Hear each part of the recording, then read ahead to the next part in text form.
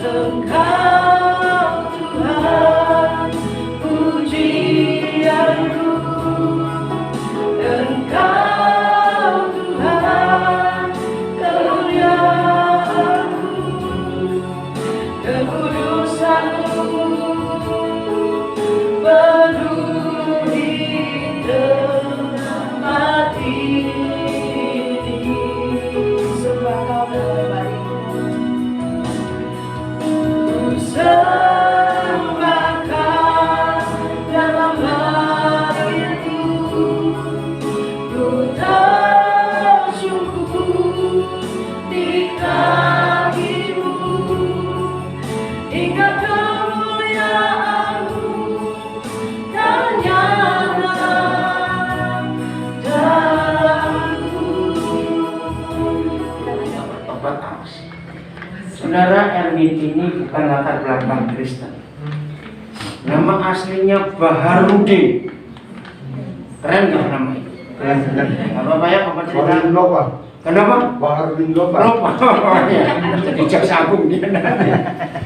Saya ketemu dia, ya ini betul-betul untuk kemuliaan Tuhan. Saya ketemu dia, Bapak Ibu ya, di Nusa Kambangan, di LP Nusa Kambangan. Tahun berapa itu? Tahun lupa. Tahun 2000. Buat awal. Dia lagi main gitar, duduk-duduk di bawah pohon pas saya mau pelayanan di sana. Roh Kudus katakan pada saya, kamu ambil anak ini. Saya kaget, ini satunya penuh, saudara. Batiknya itu hebat, nggak bisa luntur dicuci. Ya, yang ikuti dari rumah. Nah, saya nggak tahu kasusnya apa, itu bukan urusan saya, urusan polisi. Tapi hari itu saya berkata, pokoknya kalau kamu bebas, ya karena dia sudah dibuang oleh keluarga. Apalagi setelah dia memutuskan percaya Tuhan Yesus, keluarganya nggak mau, tinggal ibunya saja. Jadi setelah berapa kali saya pelayanan ke Nusa Kambangan, saya pasti cari dia. Terus saya bilang, pokoknya kalau kamu bebas, kamu ikut papa ke Amerika. Nah, puji Tuhan dia di sini. Istri mana itu? Oh ya, nanti kamu ada penyerahan anak ini. Ya Pak Gembala, mungkin ini penyerahan anak yang pertama ini Jumat ini. Ya. Kamu ini puji Tuhan, kamu jadi sejarah.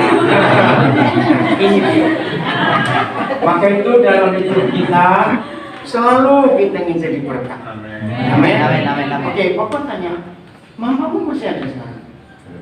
Sudah nggak ada, jadi dia sudah yatim piatu sana. Maka itu saya paksa dia datang hari ini, nggak datang awas. Mari kita terima dia untuk jemaat di sini. Amin. Puji Tuhan. Ya, Win, karena kamu sebagai papa, kamu menyerahkan dulu anak ini kepada Tuhan, lalu kami sebagai hamba Tuhan menyetujui. Kamu berdoa, serahkan. Serahkan anak ini di tanganmu. Biar kuasa-Mu yang ada dalam hidup. Hari ini Sebut namanya. Firman Omega dan saya Erwin Baharudin dan Marni Timoni akan menyerahkan firman ini kepada Tuhan Yesus. Apa engkau berkenan, Papa? Seorang ayah mengembalikan milik pusaka Tuhan kepada pemiliknya lagi. Erwin bersama istri, kami gereja Tuhan dan hamba-hamba Tuhan menyetujui penyerahan ini. Pak Gembala letakkan tangan atas firman Omega. Iya, letakkan tangan. Ya, Ibu majelis bantuin. Firman Omega, kamu hari ini tanggal 4 Oktober 2020 oleh ayah dan ibumu, kamu dikembalikan kepada penciptamu, yaitu Bapa di surga, dalam nama Tuhan Yesus Kristus. Maka sejak hari ini firman Omega bersama dengan ketiga kakakmu, kamu sah menjadi milik Bapa di surga dalam nama Tuhan Yesus Kristus. Haleluya. Tangan kepala yang diletakkan di hidupmu adalah tangan Tuhan sendiri. Maka dengan demikian setan, kau dengar, sejak hari ini 4 Oktober 2020, Firman Omega anak dari keluarga Erwin Baharudin bukan milik orang tuanya, tapi milik Tuhan Yesus Kristus. Maka kalau kamu ingin ganggu anak ini, ganggu pemiliknya kalau kamu berani. Terima kasih. Firman Omega sah engkau dalam nama Bapa, Putra, dan Roh Kudus, yaitu dalam nama Tuhan Yesus Kristus. Sejak hari ini sampai seterusnya, sampai selamanya yang pemilik Tuhan. Berkati ayah ibunya untuk bisa menuntun anak ini ke dalam kebenaran Tuhan. Ku bisa salibmu karena salibmu ku hidup, karena salibmu ku menang. Engkau yang berkuasa sanggup untuk melakukan mujizat karena salibmu, karena salibmu ku hidup, karena salibmu ku menang. Engkau yang berkuasa sanggup untuk melakukan mujizatmu di hidupku. Karena salibmu, Karena salibmu ku hidup, karena salibmu ku menang. Engkau yang berkuasa sanggup untuk melakukan mujizatmu di hidupku. Bapa yang baik, dalam nama Tuhan Yesus, kami nggak sekedar menyanyi, tapi ini iman kami. Karena kematian dan kebangkitan Tuhan Yesus, kami boleh menang dan kami hidup. Terima kasih Bapak untuk waktu yang Bapak berikan buat kami, baik kami yang di Nabire, di GPS Hari Hidup, maupun saudara kami mengikuti dari rumah lewat live streaming ini. Tuhan juga hadir untuk kami semua. Terima kasih untuk kesaksian demi kesaksian yang luar biasa. Terima kasih Tuhan Yesus ajaib. Terima kasih Bapak. Lakukan apa yang terbaik untuk hidup kami, karena Tuhan tahu yang paling baik itu apa atas hidup ini.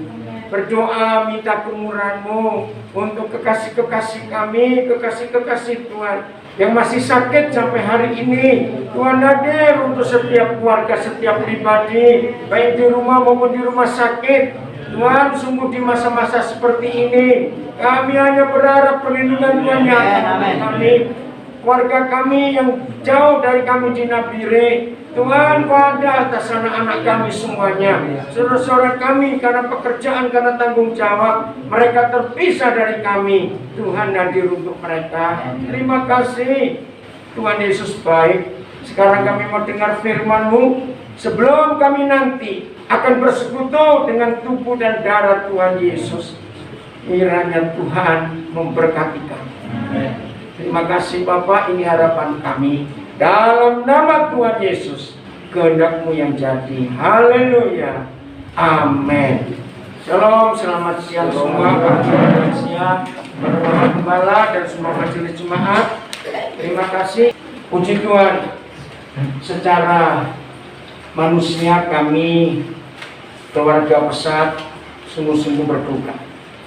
Kalau tanggal 18 yang lalu, bendahara Yayasan Tuhan panggil tadi malam, ya, hampir jam 12, jam 10 ya, maaf. Ya, salah satu tim pertama yang tiba di Nabire dari Pesat, Pak Irwan Suaryanto, Tuhan panggil juga. Dia tiba di Nabire tahun 94 awal. Itu rombongan yang pertama. Sudah sempat jadi gembala PPDI di SP2. Nah, secara manusia sedih. Tapi kita tetap tidak punya hak apa-apa atas hidup ini. Amin. Semua kita berserah kepada Tuhan. Ada banyak pertanyaan dalam hidup. Ya, setelah dengar Pak Irwan, gak lama kemudian salah satu teman saya pelayanan di Ungaran dipanggil Tuhan juga tadi malam. Ya. Saudara, saya kuatkan keluarganya, saya hiburkan.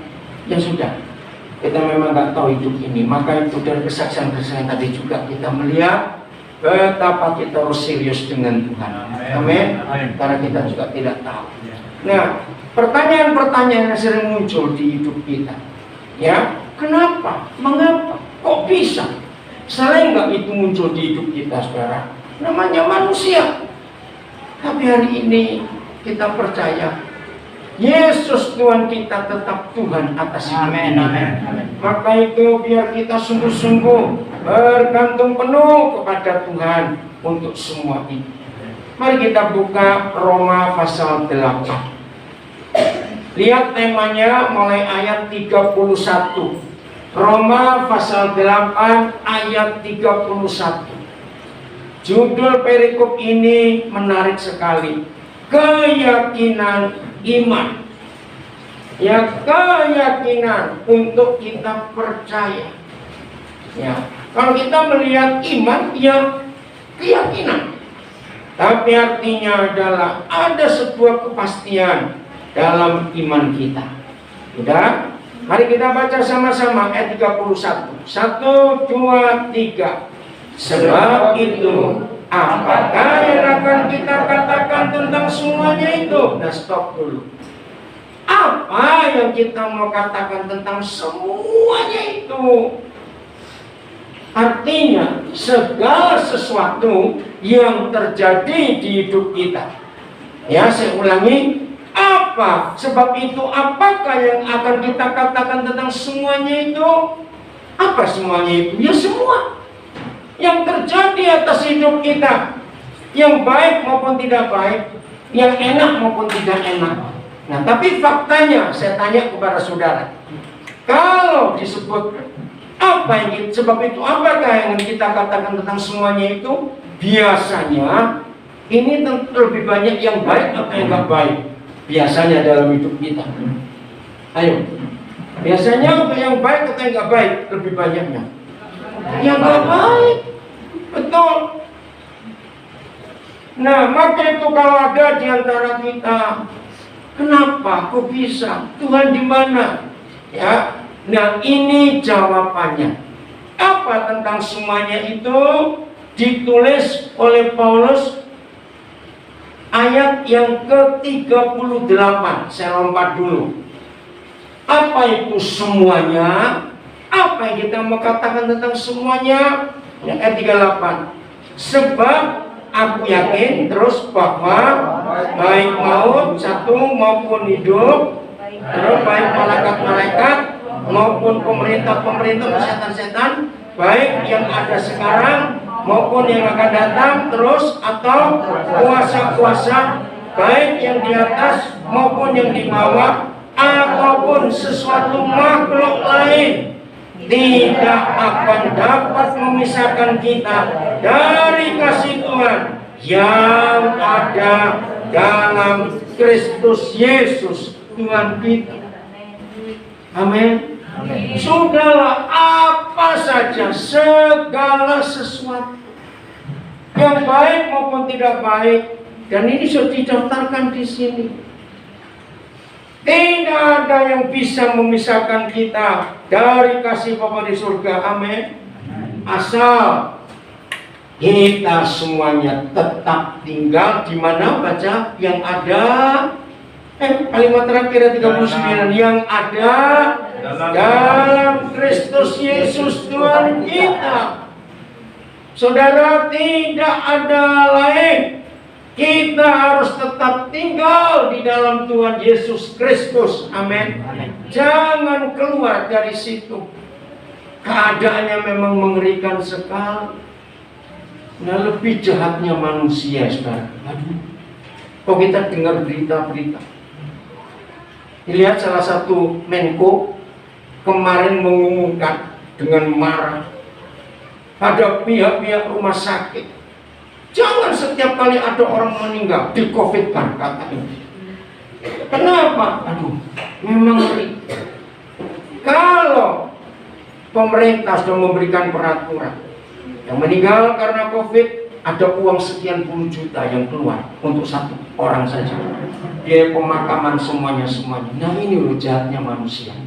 Aduh, orang sudah susah dibuat bisnis lah karena uang. Maka itu uang itu setan, betul saudara. Betul tidak?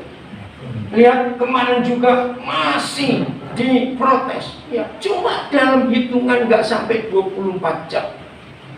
Ya, ada perusahaan farmasi mengeluarkan bukan vaksin tapi pencegahannya 3 juta. Diprotes banyak orang. Nggak sampai 24 jam langsung turun jadi 1,5 juta. Lihat ini jahatnya orang. Ya, saya juga baru tahu kemarin ini untuk periksa pusat atau swab itu ternyata mahal sekali. Akhirnya pemerintah memutuskan paling mahal 900.000. Itu kan juga masih mahal, hampir 1 juta. Nah ini loh, setan itu di situ kerja. Duit, uang itu jahat. Betul tidak sekarang? Maka itu walaupun hamba Tuhan, walaupun pelayan Tuhan, belum tentu bisa tetap hidup di dalam Kristus Yesus Tuhan kita. Betul tidak? Karena uang bisa menggeser keyakinan kita. Saya berkata betul atau salah? Uang bisa menggeser keyakinan iman kita. Ngeri sekali. Maka itu hari-hari ini presiden kita marah kepada para gubernur karena setiap provinsi dapat jatah sekian.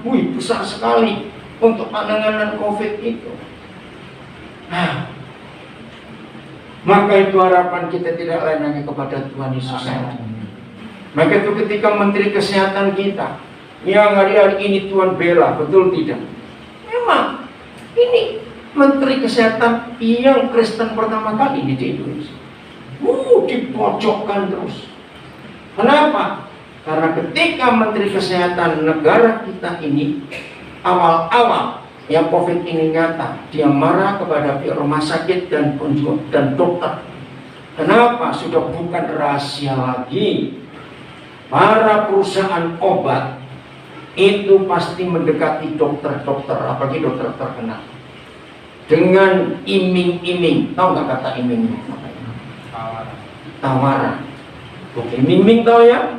Kalau Anda sebagai dokter bisa melariskan, menjual obat produksi kami sebulan sekian, dapat bonus sudah. Bonusnya nggak main-main, bisa rumah, bisa jalan-jalan sekeluarga ke luar negeri. Bayangkan. Aduh, saudara, ngeri sekali. Maka itu kenapa banyak orang Indonesia kalau sakit yang punya uang berobat ke luar negeri? Karena sakitnya cuma pilek, ini istilah. Obatnya untuk obat kanker yang diberikan supaya laku. Nah ini jahat sekali. Nah ketika Menteri Kesehatan kita membongkar praktek ini, marah yang lain. Ngerti enggak? Nah maka itu kita anak-anak Tuhan, dalam kondisi apapun juga, jangan pernah keluar dari dalam Kristus Yesus. Amin. Udah pokoknya di situ. Dalam keadaan apapun juga. Maaf, Erwin, kemarin Papa marah pada kamu. Maaf ya, saya kalau ngomong begini, belum kaya, sombong, sudah nggak merasa butuh Tuhan. Kata-kata itu tajam nggak? Ya, saya ngomong pada dia, kamu ini belum kaya, nggak butuh Tuhan. Kalau sudah kaya nggak butuh Tuhan, lumayan. Saya bilang begitu. Lu ngerti nggak kalimat ini? Lu ya atau tidak? Coba jawab. Belum kaya, sombong, betul nggak butuh Tuhan. Karena dia alasan. Saya nggak tahu kalau ada ibadah. Saya bisa tonjok kamu ya. Masa kamu nggak tahu apa jadinya biri begini? Nggak pernah ingin tahu ada ibadah di mana. Maaf ya Win ya, karena Bapak sayang kamu ngomong seperti ini. Nah saudara, inilah apa yang kita mau katakan tentang apa? Ayat 31 lagi. Ayo baca ayat 31. Sebab itu apakah yang akan kita katakan tentang? Ayo, tentang apa? Semuanya itu. Yang gak enak, yang gak baik itu apa yang kita mau katakan? Artinya siapa yang bisa menantang yang apa itu berbaca atas kita? Baca kalimat berikut masih 31. 1, 2, 3. Jika Tuhan di mana kita, di pihak kita, lalu siapakah yang akan melawan kita? Wih, hebat nggak ini sekarang? Loh, hebat ya? Hebat.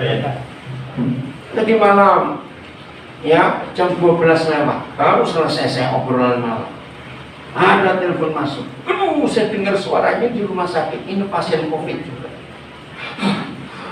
Aduh, ngeri. Sudah pokoknya, nah dia marah-marah, dokternya nggak datang-datang sudah 3 hari. Aduh, saya bilang mau bagaimana lagi? Ya saya kuatkan, ya dokter juga capek hari-hari ini, betul tidak? Begitu perawat itu bagaimana? Istrinya juga teriak, aduh mau bagaimana ini? Saya cuma kuatkan, dengar nafasnya. Saya di kamar, saya bilang sudahlah, ayo cuma berharap Tuhan. Dia tahu saya juga perlu istirahat, tapi dengar nafas seperti itu, wah saya tak tahu mesti buat apa lagi. Makin hari-hari suara sibuk saya, telepon terus. Ya, apalagi sinyal di Nabire ini telepon pakai WA susahnya luar biasa, betul tidak? Maka saya harus pakai pulsa untuk telepon. Udah saya kuatkan, saya percaya. Tadi pagi 6:30 dia telepon, saya tertawa, luar biasa. Rasanya maut sudah dekat dengan saya. Tapi jam 2 lewat tiba-tiba saya bisa nafas lega sekali. Ya tadi pagi waktu saya dengar suara dia telepon, sudah sukacita, oke percaya. Ingat janjimu. Nah semalam itu dia membuat sebuah janji, pokoknya aku bisa tak beri, maka itu bertobat dengan sungguh-sungguh. Saudara, maka itu kalau Tuhan ada di pihak kita, jangan cuma bangga kalau hanya Tuhan yang di pihak kita. Tapi kitanya harus di pihak siapa ini? Ayo jawab, kitanya harus di pihak siapa? Nah, maka itu walaupun Tuhan ada di pihak kita, kita bisa nggak lari-lari dari Tuhan? Ayo jawab, bisa nggak lari-lari? Bukan bisa, sering. Betul nggak? Kita sering lari-lari, merasa nggak butuh Tuhan. Jadi kalau jaminannya, sebab itu apakah yang akan kita katakan tentang semuanya itu? Jika Tuhan di pihak kita, siapakah yang akan melawan kita? Memang nggak ada. Tapi masalahnya, apakah saudara dan saya tetap mau di pihak Tuhan? Ayat 32. Nah ini jaminannya ya. Iya, yaitu Bapa di surga, ya, Bapa di surga yang tidak menyayangkan anaknya sendiri. Ini kata-kata bagus. Ayo, orang tua mana di dunia ini? Ya, ingat loh, waktu Bapa di surga menyerahkan Yesus Kristus Tuhan, anaknya sendiri. Tuhan kita punya anak lain nggak kecuali Tuhan Yesus waktu itu? Jawab, Tuhan kita punya anak lain nggak kecuali Tuhan Yesus waktu itu? Jawab dong, punya nggak anak lain? Ayo, coba jawab, punya tidak waktu itu? Waktu Bapa di surga menyerahkan Yesus anaknya yang tunggal itu? Tidak. Maka itu ya, tolong ya, kita belajar. Ini hebat. Sampai Isa para Rasul, ya, sampai Isa para Rasul. Dari mulai Injil Matius selalu ditulis Yesus Kristus itu anak tunggal dari Bapa di surga.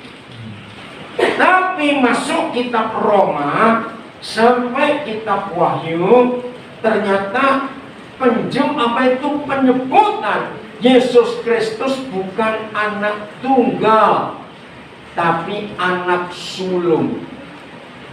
Ayo kita bongkar, apa bedanya anak tunggal dan anak sulung? Ayo, ini penting sekali. Apa bedanya anak tunggal dan anak sulung? Ayo jawab. Sulung ada adiknya. Iya, kalau anak sulung berarti anak pertama dan ada adik-adik. Tapi kalau anak tunggal sendiri satu-satu. Saudara, ini luar biasa. Nah, sekarang tanya lagi, mengapa sampai kisah para rasul masih disebut anak sulung, anak tunggal, tapi setelah itu disebut anak sulung? Kenapa yo? Ayo, yang kenapa? Jawab, nggak usah ragu-ragu. Iya, karena ada kita yang diselamatkan menjadi anak-anak Bapa di surga. Nah, ini luar biasa. Nah, Roma 8 ayat 32 ini, waktu Bapa di surga memberikan Yesus, Ia yang tidak menyayangkan anaknya sendiri, tetapi yang menyerahkan anak satu-satunya itu bagi kita semua. Berarti kalau Bapa menyerahkan anak satu-satunya itu, berarti habis nggak? Jawab, habis tidak? Habis. Nah, saudara, dalam kehidupan kita sering ada pernah kejadian, ya, seorang saudara, misalnya ini 3 bersaudara atau 4 bersaudara. Nah, kakak nomor 1 ini anaknya banyak, tapi adik nomor 3 sudah menikah sekian tahun nggak punya anak. Bisa toh memberikan anaknya yang terakhir kalau hamil lagi? Ada nggak kejadian seperti itu?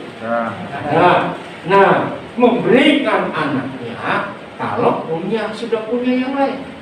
Ayo, sulit atau tidak, kalau ada satu keluarga hanya punya 1 anak dan anak ini segala-galanya, ayo, mudah atau sulit anak yang cuma 1 bagi keluarga ini diberikan juga? Sulit. Nah, tapi Bapa di surga tidak sulit. Dia rela memberikan Yesus kepada kita. Maka itu perhatikan kalimat terakhir, kalimat berikut ayat 32. Ada kata apa? Bagaimana mungkin? Terus Bapa tidak mengaruniakan berapa hal segala sesuatu kepada kita bersama-sama dengan Dia. Ngerti enggak? Misalnya ada satu keluarga, sudah, ya, kekayaan satu-satunya misalnya adalah bentuk bisnisnya, ya, tapi dia berani menyerahkan kepada keluarga yang lain. Masa keluarga ini nggak sayang keluarga yang diberikan segala-galanya ini? Nah, saya harap ayat 32 menyadarkan kita bahwa nggak punya uang itu tidak masalah. Oh, nggak, amin? Betul? Sungguh? Ya, siang ini habiskan uang kita. Ya, saya katakan nggak punya uang itu nggak masalah, betul tidak? Betul? Iya, betul. Pura-pura jawab. Yang masalah itu kalau kita tidak punya Tuhan Yesus. Oh, nggak, amin? Saya ulangi, nggak punya uang tidak masalah, asal kita tetap bersama dengan Tuhan Yesus. Amin. Dan itu arti ayat 32. Tapi ada yang bilang, tapi kalau lapar bagaimana? Ayo, gimana yuk? Saya punya cara. Ya, karena saya pernah berapa kali ngalami itu. Aduh, nggak punya uang, lapar bagaimana? Saudara, jangan khawatir. Ya, tapi jangan dilakukan tiap hari, nggak baik. Waktu jam makan datang ke rumah teman baik kita. Udah, amin. Ngerti enggak? Waktu jam makan datang kemana? Iya, balas siap nggak saya datang? Jam makan. Ya toh? Nah, namanya teman baik. Jam makan datang. Ya, jam makan nggak? Iya, jangan tiap hari tapinya ya. Nanti lama-lama dia bosan terima kita. Nah, kalau sampai di rumah teman baik kita jam makan, kok dia diam-diam nggak ngajak makan? Langsung batin, oh senasib. Amin. Ya sudah, minum air saja terus pulang. Nah, itu caranya. Kau itu nggak punya uang. Kan nggak mati kalau nggak makan sehari saja. Nggak amin lagi. Mati nggak kalau sehari nggak makan? Mati. Ya sudah. Ayo kita puasa. Menikmati berkat Tuhan. Itu indah. Percaya ya? Maka itu jangan takut. Tidak punya uang itu bukan masalah. Masalah itu kalau kita kehilangan Tuhan Yesus. Berarti kalau kita kehilangan Tuhan Yesus, kehilangan segalanya. Gak punya uang, gak akan kehilangan segalanya. Itu arti ayat 32. Ayat 33. 1, 2, 3.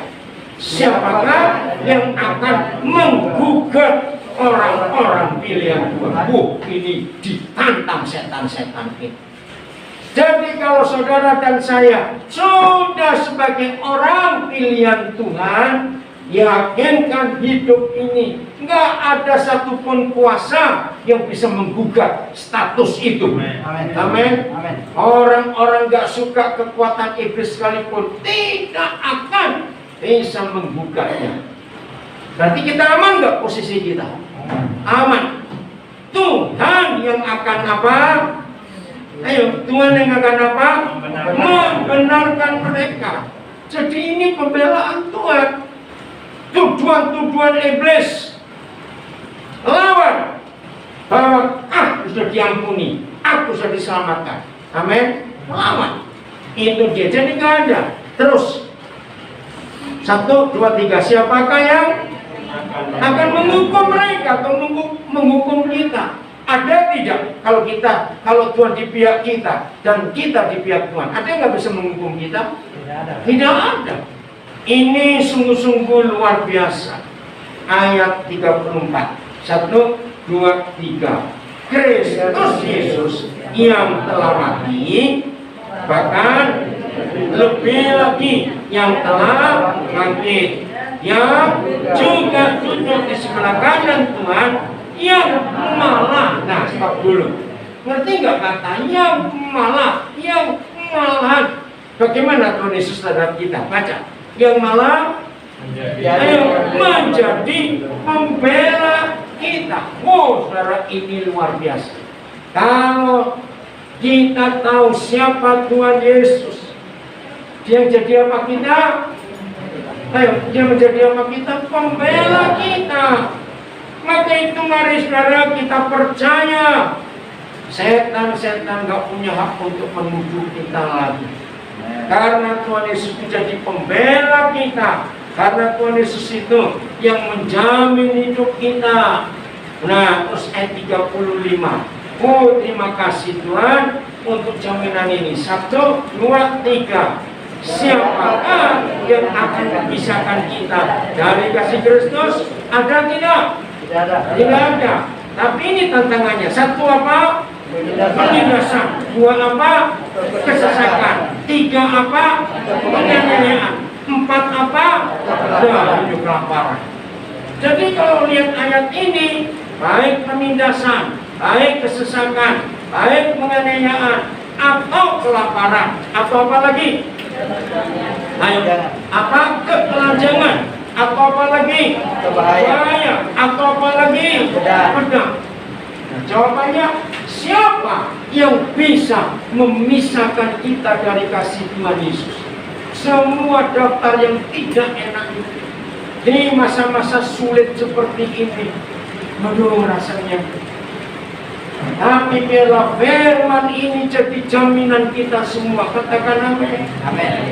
Maka itu jangan sedikit pun, jangan sebentar pun saudara dan saya keluar dari perlindungan kasih Tuhan Yesus itu. Jangan, tetap di dalam Dia, di dalam Kristus Yesus.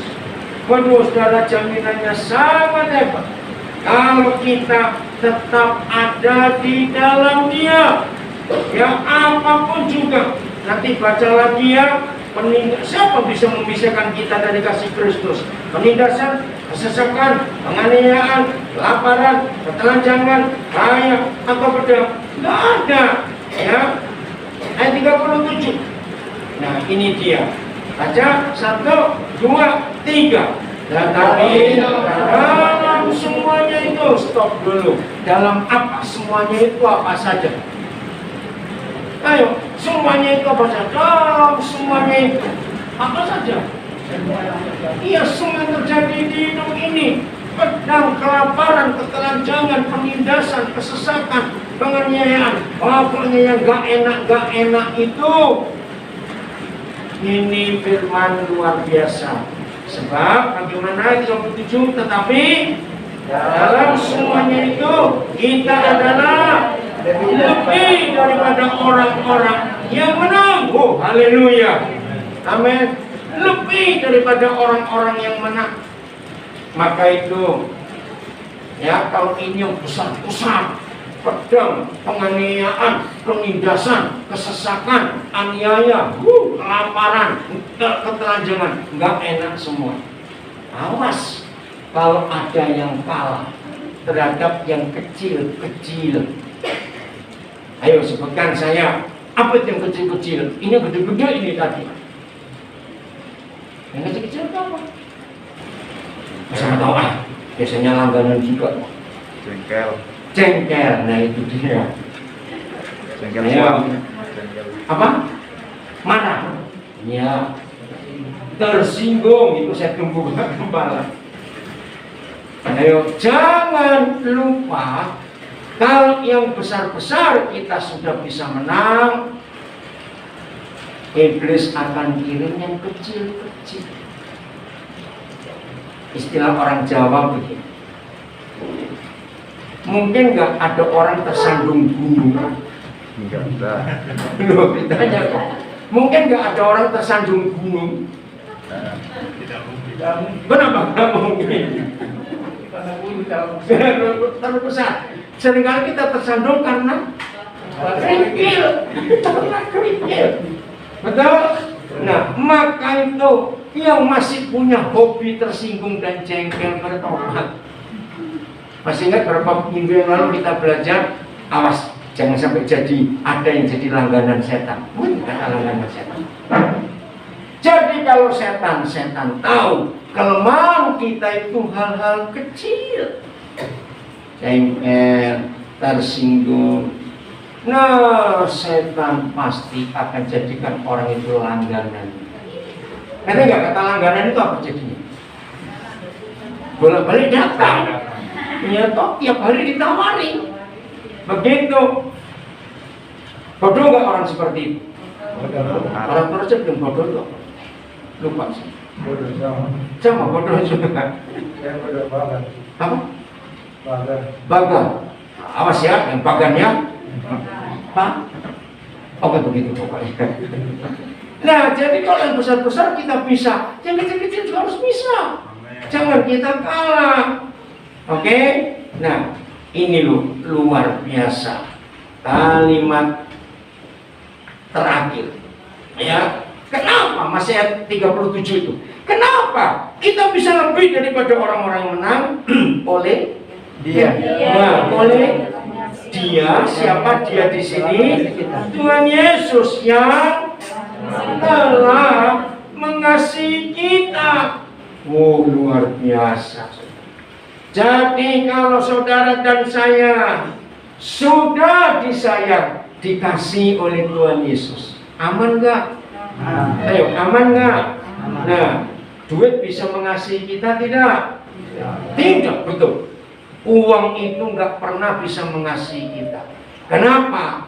Karena uang itu jahat.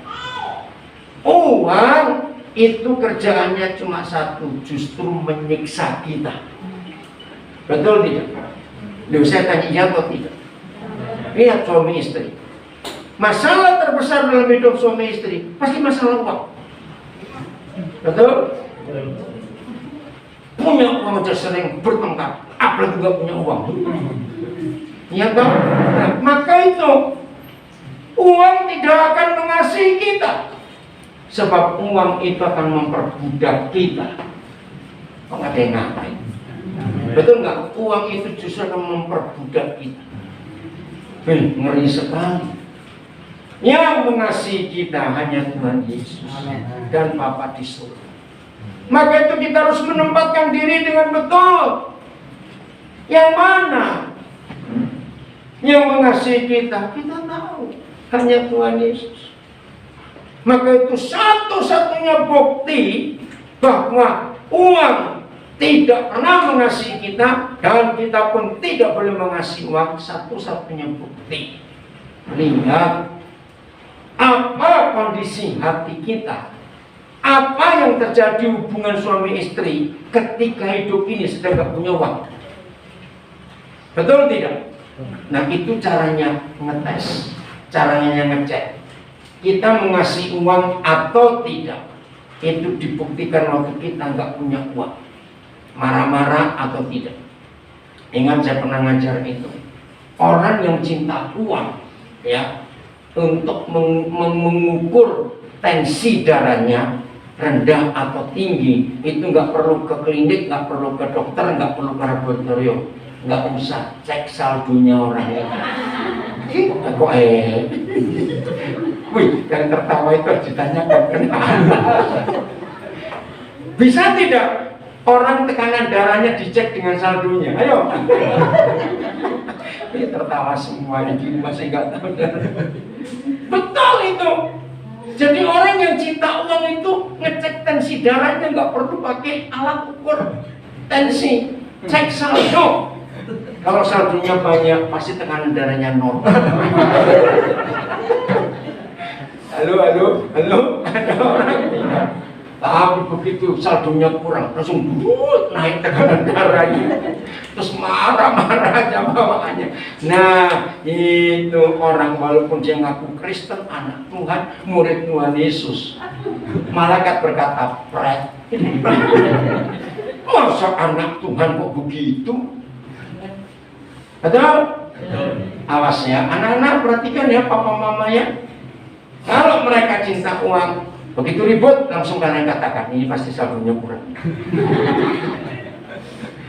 Maka itu saudara, ayo kita buktikan. Bukan uang, tapi Tuhan Yesus. Amin. Sungguh. Mau latihan sering-sering gak punya uang? Amin. Jawab. Mau latihan sering-sering gak punya uang? Betul. Untuk membuktikan siapa yang kita kasih. Justru di situ nilainya. Yang di belakang kan apa itu? Awas. Maaf, jangan saya dikeroyok ya janji.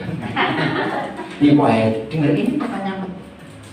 Biasanya suami atau istri yang sering ribut kalau nggak ada uang, biasanya. Loh, kenceng sekali tertawanya sih, cuma tanya.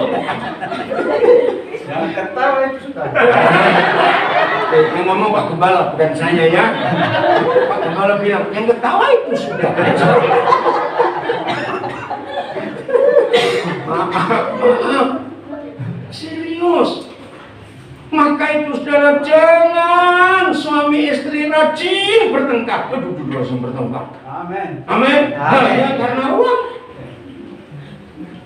Serius.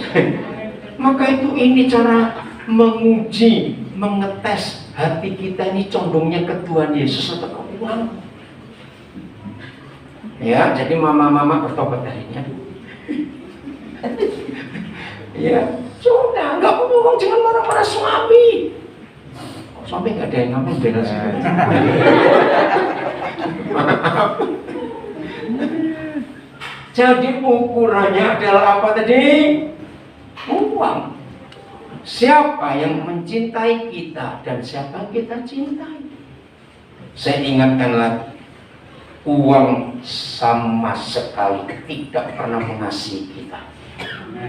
Ingat kalimat ini. Sampai kapanpun juga uang itu jahat dan tidak akan pernah mengasihi kita. Tolong dicatat kalimat ini. Justru uang itu sangat benci kita. Orang yang nama. Betul tidak? Uang itu sangat benci kita. Pokoknya bencinya uang kepada manusia. Ya, ujungnya harus mati. Dan gitu saja. Itu ujung. Uang itu akan menyiksa kita. Saudara, tidak ada tulisan, tidak ada buku di dunia yang pernah mengatakan itu kecuali firman Tuhan.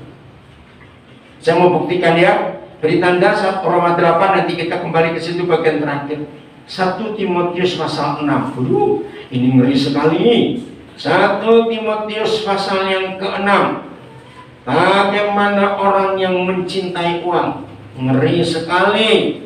Ya, ayat yang ke-9 dan 10. 1 Timotius 6 ayat 9 dan 10. Maka itu hari-hari ini saudara, kita harus sadar ini. Ya. Penjara penuh. Biasanya kasus pertama pasti karena apa?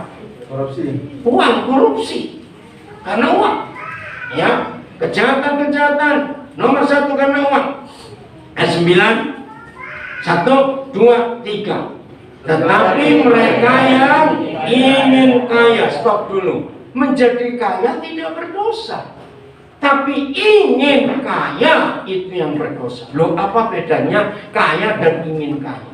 Kalau kita kaya karena rajin bekerja, kalau kita kaya karena hidup ini jujur, kalau kita ini kaya karena takut akan Tuhan, itu namanya berkat. Amin. Tapi kalau ingin kaya, pasti orang itu jahat. Amin. Betul tidak? Karena orang yang ingin kaya, istilahnya menghalalkan berapa cara? Segala cara. Yang penting aku kaya. Nah, kejahatan pertama dari orang yang ingin kaya, dia bisa makan keluarganya sendiri. Nah, itu yang ingin kaya. Nggak peduli, bahkan orang tuanya pun bisa dimakan. Loh, ya atau tidak? Ngerti nggak kata dimakan ini? Bukan dimakan, dimasak itu bukan. Renungkan ini. Jadi ingin kaya itu jahat, sudah. Itu setan. Lagi sekali, kalau kita rajin, kita takut Tuhan, kita jujur dan bisa kaya, nah itu yang berkenan kepada Tuhan. Tapi kalau menghalalkan segala cara untuk kekayaan, itu orang jahat. Betul atau salah kalimatnya? Nah, maka itu siap apa akibatnya? Ya, ulangi lagi 9, 1, 2, 3. Tetapi mereka yang ingin kaya, 1, terjatuh ke dalam pencobaan, 2, ke dalam jerat, 3, ke dalam berbagai bagian nafsu yang nampak, 4, yang mencelakakan, 5, yang menenggelamkan manusia ke dalam keruntuhan, 6, dalam kebinasaan. Maaf, mau milih salah satu dari 6 ini? Tidak. Saya tanya kok, mau milih salah satu dari 6 ini? Tidak. Tapi jujur, ketika orang dirasuki roh ingin kaya, ternyata mereka siap untuk mengalami salah satu atau 6-6-nya. Betul atau tidak? Loh ya, betul tidak? Logikanya kita nggak pengen untuk milih salah satu dari 6 yang mengerikan ini. Terjatuh ke dalam pencobaan, terjatuh ke dalam jerat, terjatuh ke dalam berbagai nafsu yang nampak, terjatuh dalam roh yang mencelakakan, terjatuh dalam keadaan yang menenggelamkan manusia dalam keruntuhan, terjatuh dalam kebinasaan. Secara akal waras, akal sehat, mau tidak? Tidak. Tapi faktanya kalau orang suka kalau ingin kaya, ayo, mereka milih ini enggak? Milih. Sampai berkata, enggak peduli, asal aku dapat duit banyak. Wih, jahat sekali. Ini loh setan. Maka itu saya katakan, uang tidak pernah cinta kita. Justru uang itu membenci kita. Uang itu ingin menghancurkan hidup rumah tangga. Uang ingin merusak masa depan. Uang ingin kita dibuat sakit. Tolong perhatikan. Jadi kaya karena jujur, kaya karena rajin, kaya karena takut Tuhan, itu puji Tuhan. Tapi yang ingin kaya, maka orang itu menghalalkan segala cara. Maka itu tadi saya katakan, ternyata rumah sakit banyak yang bisnis dengan pasien ini. Maka itu berapa bulan yang lalu kan ribut, ya, warga suruh tanda tangan ini karena COVID dan diberi uang 500.000, masih ingat itu? Karena dapat duit. Kalau nggak salah ya, biaya pemakaman korban COVID itu minimal 20 juta. Bayangkan, ini jadi bisnis. Jahat nggak? Aduh. Maka itu tolong perhatikan, uang itu nggak pernah cinta kita. Ulang-ulang itu sampaikan kepada banyak orang, uang itu nggak pernah cinta kita. Malah uang bagaimana? Membenci kita, karena uang ingin menjatuhkan kita di dalam banyak hal tadi itu. Ayat 10. 1, 2, 3. Karena akar segala kejahatan ialah cinta uang. Ditambahi lagi. Sebab oleh 1, 2, 3. Sebab oleh memburu uanglah beberapa orang telah menyimpang dari iman dan menyiksa dirinya dengan berbagai macam. Nah, jadi ini loh jahatnya uang. Orang mengalami banyak duka, nggak apa-apa, asal mendapat uang. Sadis orang ini. Maka itu saya katakan tadi, kakak beradik kandung bisa saling makan nggak kalau karena uang? Rebutan warisan. Bisa. Ngeri sekali. Sahabat baik pun bisa saling makan. Jawab iya atau tidak? Ya. Karena uang. Bahkan pendeta pun bisa lupa diri kalau karena uang. Betul atau tidak? Saudara, ini loh uang itu jahat. Kalau pendeta saja nggak bisa menang atas uang, apalagi kita yang cuma jemaat biasa. Ngerti nggak kalimat ini sekarang? Maka itu ayo hari ini kita sadar. Aduh, uang ini, kita butuh uang, jelas. Tapi jangan kita ditaklukkan oleh uang. Karena mereka ini jahat sekali. Ayo kita semua bisa berkata cukup. Amin. Ayat 8. Apa sih cukup itu? Ayat 8. Masih 1 Timotius 6. Baca 1, 2, 3. Asal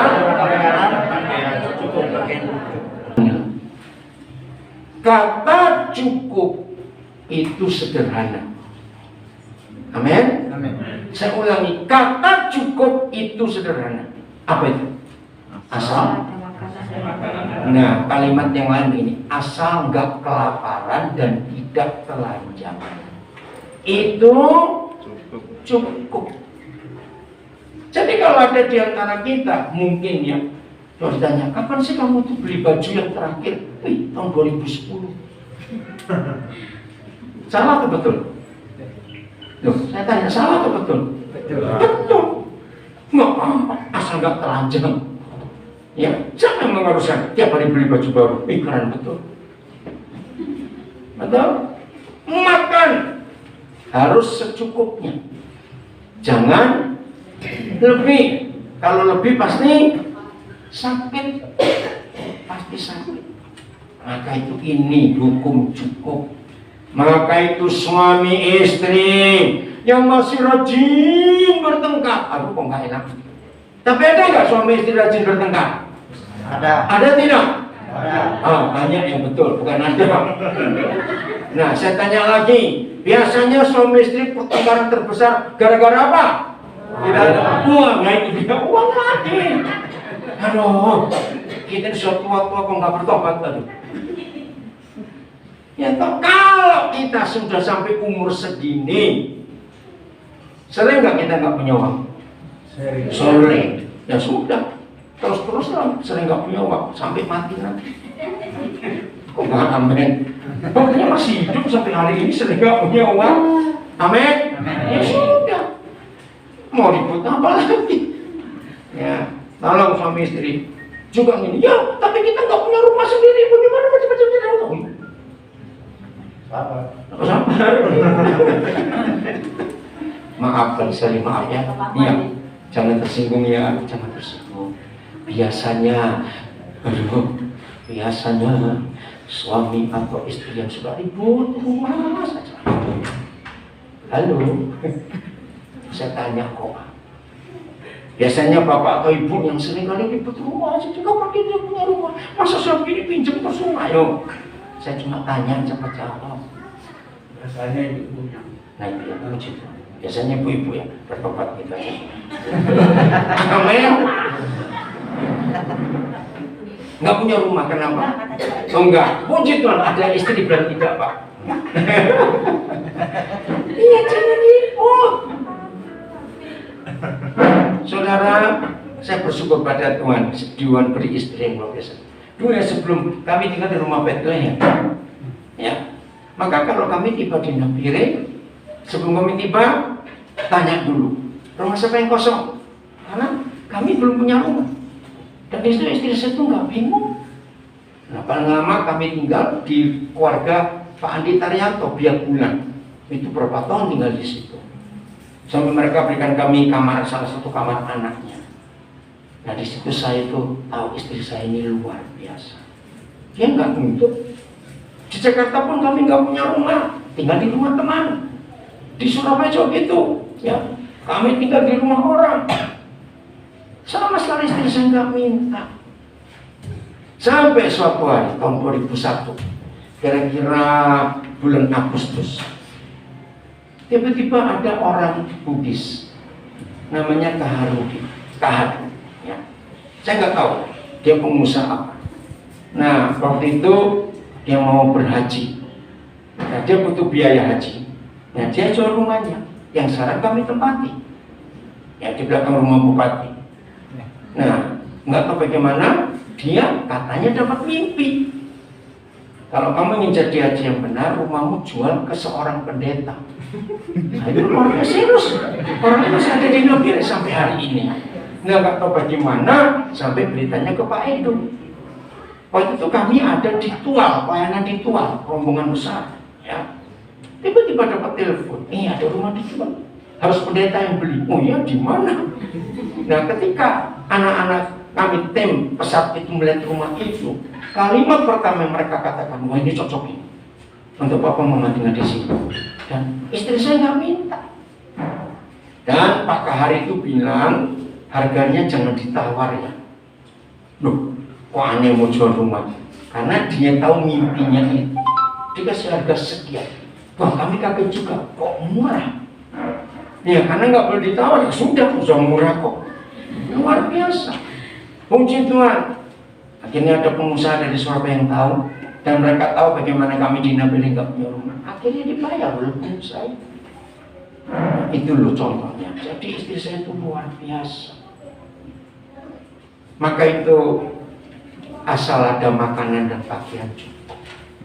Amin. Kalau banyak di antara kita belum punya rumah sendiri, nggak apa-apa. Betul? Istilah orang Indonesia bagus. Cari rumah masa depan. Apa itu rumah masa depan? Ini orang Indonesia punya kalimat itu. Apa itu rumah masa depan? Kuburan itulah. Susah betul. Saudara, ini yang luar biasa. Maka itu di daerah, di kota-kota besar di Jawa ada waktu itu berapa tahun yang lalu viral istilah-istilah. Ya, ada orang yang pantatnya itu pantat mobil. Tahu nggak siapa pantat mobil? Maunya mobil baru, mobil baru. Aduh, kok saya dengar ada iklan mobil baru. Aduh, saya ingin beli aja, ingin jual yang lama. Itu pantat mobilan.